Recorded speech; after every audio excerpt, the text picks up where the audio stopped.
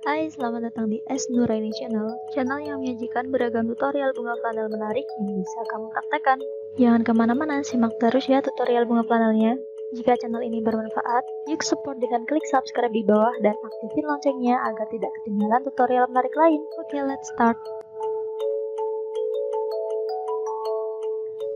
Potong kain flanel memanjang, lebarnya kurang lebih 1 cm dan untuk panjangnya tidak ada ukuran pasti ya, menyesuaikan kebutuhan aja.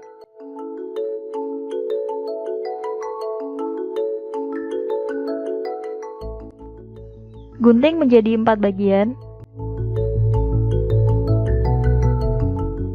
seperti ini. Lalu potong menjadi bentuk kotak kecil.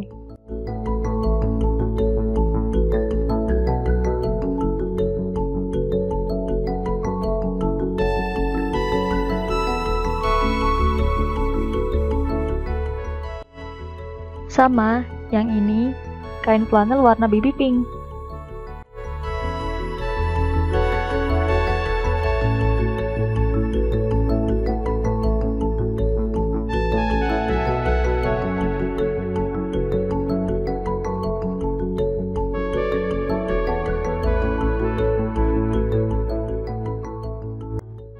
Ini juga sama, yang ini kain flanel warna pink.